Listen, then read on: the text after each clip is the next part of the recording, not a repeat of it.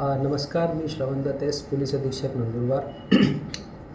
दिनांक 10 तारीख रोजी एक नगरपालिकाचे निवडणुकाचे नंतर उपनगराध्यक्षची पदनिवड झाल्याने एका पक्षाची मिरवणूक चालू होती. त्या मिरवणूकमध्ये समोरचे जे काही गटाचे लोक होते आणि जे विजयी गट होते त्या दोघांमध्ये भांडणामुळे एक किरकोळ घटना घडली होती. त्यानंतर त्याच दिवशी रात्री पुन्हा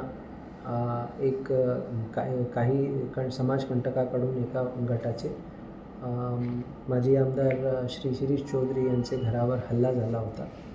या हल्ल्याच्या अनुषंगाने आणि दिवसामध्ये जी घटना घडली त्या अनुषंगाने एकूण 4 गुन्हे दाखल करण्यात आले. दोन्ही पक्षाचे 2-2 क्रॉस ऑफेन्सेस असे 4 ऑफेन्सेस दाखल करण्यात आले. त्यानंतर एक पोलिसांतर्फे सकाळी जी घटना घडली होती त्या घटनेमध्ये दोन्ही पक्षांनी आपली तक्रार न दिल्यामुळे जे काही घटना घडली त्याची कॉग्निझन्स घेऊन सिटी पोलीस स्टेशन नंदुरबारमध्ये गुन्हा नोंदवण्यात आला होता.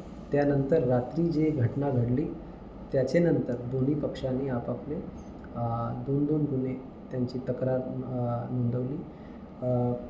दोन्ही गुन्ह्यामध्ये 310 भारतीय न्यायसंहिता डकैतीचे कलम व इतर अन्य कलम लावण्यात आले आणि त्यानंतर दुसरे 2 क्रॉस ऑफेन्सेसमध्ये प्रिव्हेन्शन ऑफ ॲट्रॉसिटी ॲक्टचे ॲक्ट अंतर्गत व कलमांतर्गत 2 गुन्हे नोंद करण्यात आले. यामध्ये जे श्री चौधरी यांचे घरावर झालेला हल्ला होता त्या गुन्ह्यामध्ये CR नंबर 12/2026 नंदुरबार शहर पोलीस स्टेशनमध्ये आतापर्यंत आपण 5 आरोपींना अटक केली आणि त्यांना माननीय न्यायालयासमोर आपण हजर केलेले आहे आणि उर्वरित आरोपींचा शोध सुरू आहे.